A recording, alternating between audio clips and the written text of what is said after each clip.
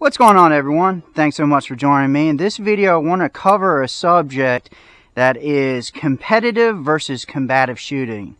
I want to answer the question, is there a difference? And I also want to cover a subject that I heard in my academy, which was combative shooting, or combat accuracy. That was what it was. So without further ado, let's get started. First, is there a difference between competitive and combative shooting? No and yes. The no is the actual act of delivering a bullet to its target is universally the same. The fundamentals still apply. However, there are some differences. One is a game. The other one, you are trying to protect your own life.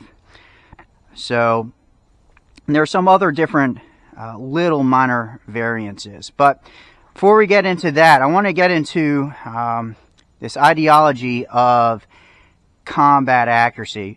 When I was going through the academy, I had that forced down my throat of, well, you don't really need to be stacking bullets right on top of each other. You know, you're not going for precision. You're going for combat accuracy. So on my target, I have the C zone and head outlined, and that is basically the target that we use for qualification. That scoring zone is maximum points. It's almost about the same size as an FBIQ target. So any hit inside there is maximum points. So if I were to do combat accuracy, that's maximum points. That's good enough. Which I am calling BS on that. You as a law enforcement, military, and even civilian should demand high levels of accuracy, whatever you do. So my ideology of combat accuracy is this. So that's about less than a fist-sized group.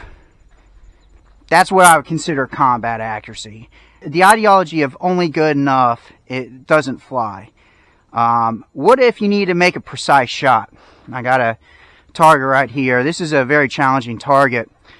There was a really good video, well, it was bad, but it was informative, of a knife-wielding guy took a homeless person hostage, and the police opened fire and ended up killing the hostage and the hostage taker, which is no-go. You know, you need to be precise. So, you know, any shot that comes up, anything that comes up, you need to be able to make a nice, precise shot.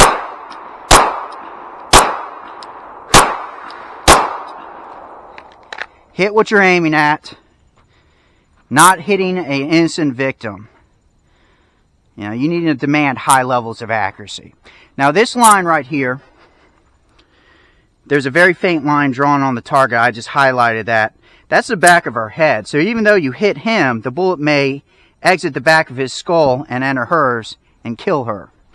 So let's continue on the competitive versus combative shooting. So competition, I got a steel plate rack. I'm going to just go nice and slow, and I'm going to show you what is perfectly acceptable in competition.